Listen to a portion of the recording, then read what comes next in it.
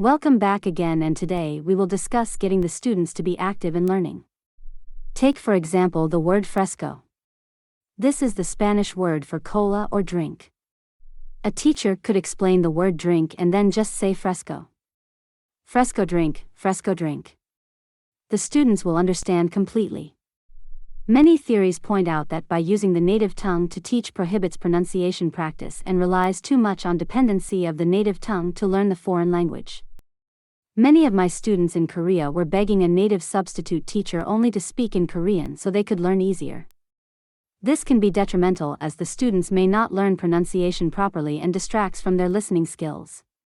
In many cases, translation may be overused in some classes.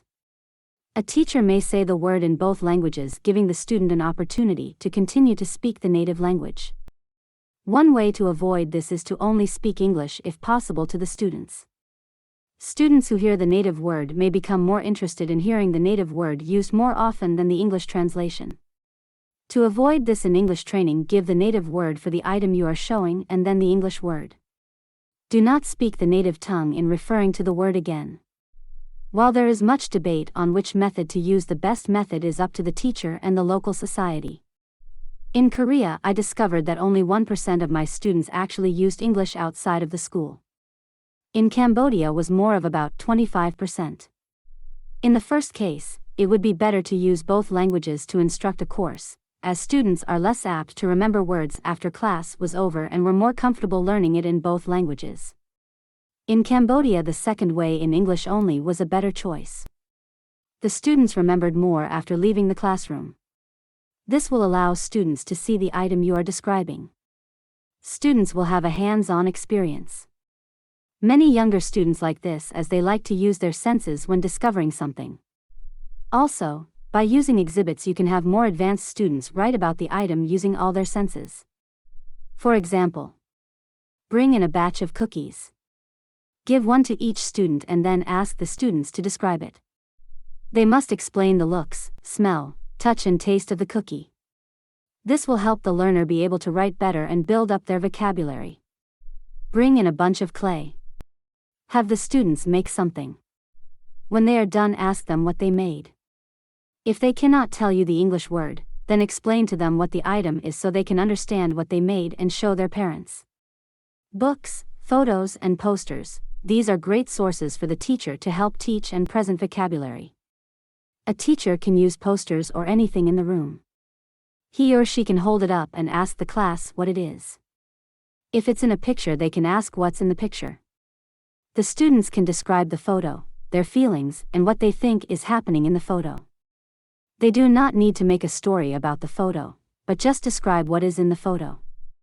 In a wall poster, the teacher can ask numerous questions about items within the poster itself. How many of something there is, what the student's favorite animals, shapes, letters, etc. Eliciting responses, the teacher should ask if an item were something, but make a mistake in doing so. This would incite the class to tell you that you are wrong. Some teachers even draw pictures on the whiteboard and ask the students to guess what the picture is. Draw a fish, horse, cow, and pig and watch their creative imaginations. One trick is to draw a picture using stick figures. Then ask the class what the picture is. The students must use their imaginations to explain what the picture is. The best way to illustrate meaning, concrete items, is by using photos or real-life items. A teacher could bring in photos, a poster, or bring in a real item to show the class. The teacher does not have to translate or use any translation to teach the children. They can set a number of items on the table and pick them up and say their names. The children repeat what the teacher says. After a while, the teacher then asks the students to name items he or she picks up.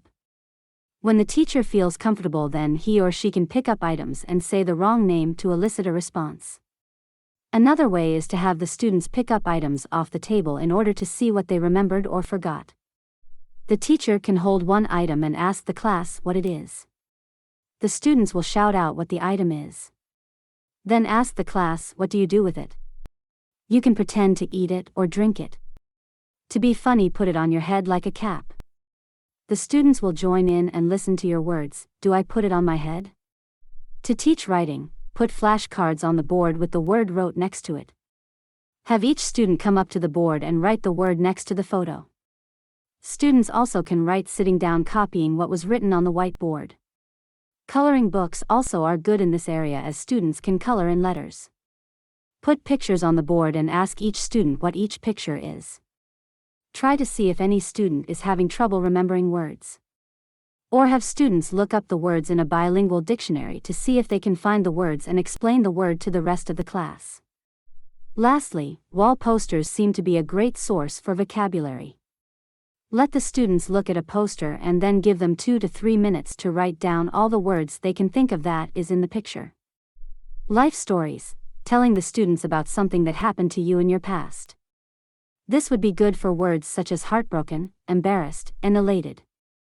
While the word list is endless, the teacher should rely heavily on what he or she wants the students to know. Students can talk about their first day of school, how they felt when they arrived at English school, or about their first pet. The storyline is unlimited. Use of the dictionary. When some words can't be explained in a situation, drawing, or mime, the teacher should have the students look up the word in order to prevent any student from being more confused. Example sentences.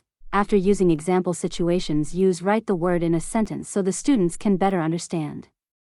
For instance, the bee stung me with its stinger. The students know what bees can do and now they can relate it into a sentence. Explaining definitions. Sometimes explaining harder words or idioms can take more than just mimes or gestures. The teacher may have to write on the word or draw a picture. One class I was reading and read the word chunk, friendly fire. The students asked me what it meant. I explained to them a military person was shot by his own troops. Hearing this, they were confused, so I explained by drawing a picture on the whiteboard of 2 military armies fighting. I drew a picture of a rocket being shot in the distance and landing on their own troops. I explained it was an accident and the person was accidentally killed by his own troops. They understood. Use definitions and drawings, and words cannot be explained easily by actions or mimes. Role play. Role play gives the students the best chance of using the English language without actually going out of the classroom and speaking English to anyone that will speak English. The teacher gives a scenario to the students and the students pretend they are doing something. For example, going shopping, and one student is the shopkeeper and the other is the customer, etc. While teaching in Korea, in order to teach about shopping, I posted on all the walls in the classroom the names of different places in the neighborhood. The library, the store, the bank, etc. I lined the students up and we walked around the room pretending we were on a bus. I pointed out all the places in the city, the classroom. When we got to the store, I placed photos of items they could buy at the store and asked each one what they were going to buy and how much it cost. Each student bought something and we went back on the bus and returned home. I had pictures of items on the wall with a price behind the picture. You can ask the students many questions about the picture. Example. Teacher, what is this? Student, it's a banana. Teacher, how much does it cost? Student, it costs $2. Teacher, where can I buy it? Student, at the store. The teacher lifts up the picture to reveal the number, price, under the picture and says, "Very good. It costs $1.90. By using the flashcard on the wall, the student can tell the teacher what the word is to describe a banana. Intermediate students can be taught a conversational lesson around the banana.